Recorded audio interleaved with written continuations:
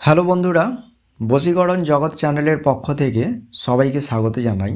তো আজকে আপনাদের দূর থেকে সরিষা চালানের মাধ্যমে একটি বশীকরণ দেব।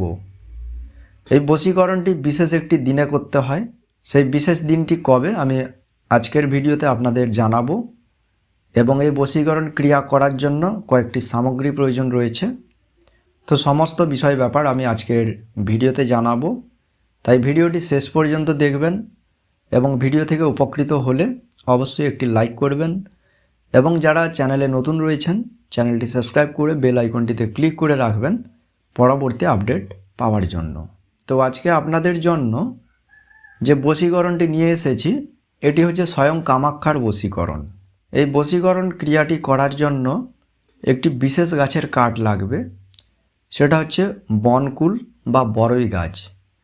ভিডিও স্ক্রিনে আমি এক ঝলক ছবিটি দেখাচ্ছি, আপনারা দেখবেন। এই ছবিটি দেখে আপনারা অবশ্যই গাছটিকে চিনতে পেরেছেন। এই গাছটিকে বনকুল বা বড়ই গাছ বলা হয়ে থাকে।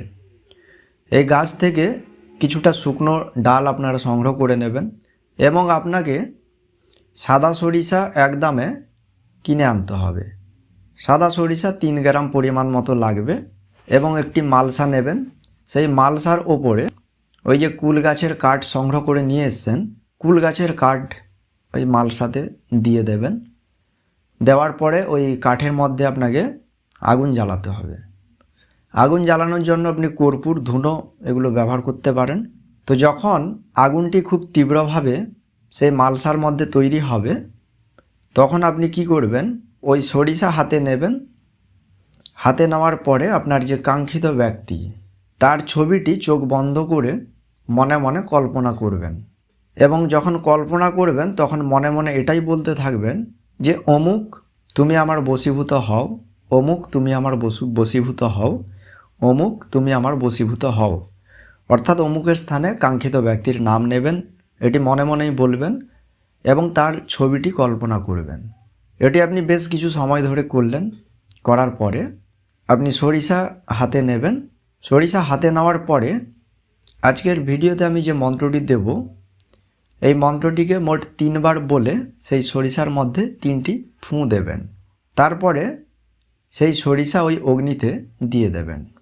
এবার এই ক্রিয়াটি আপনি কবে করবেন?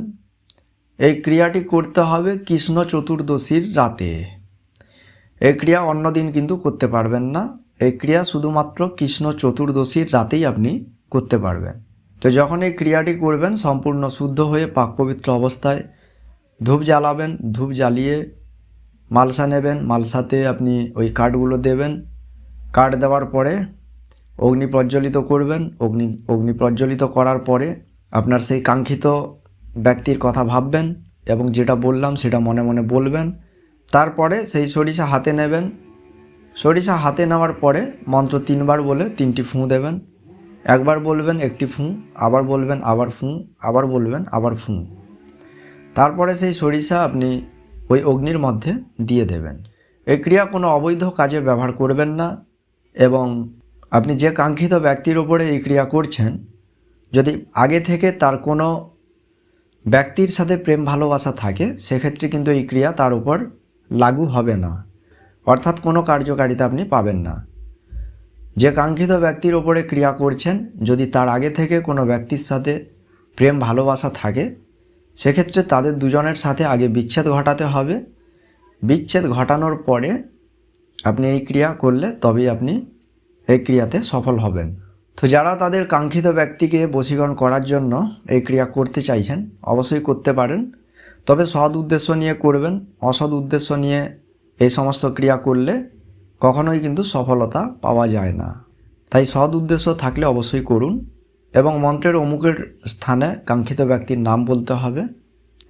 তো ভিডিও স্ক্রিনে আমি শেষে মন্ত্রটি দিয়ে দেবো, আপনারা দেখে নেবেন। যেভাবে বললাম সেভাবেই করুন কাজ। অবশ্যই আপনারা সঠিকভাবে করতে পারলে 100% ফলাফল পাবেন।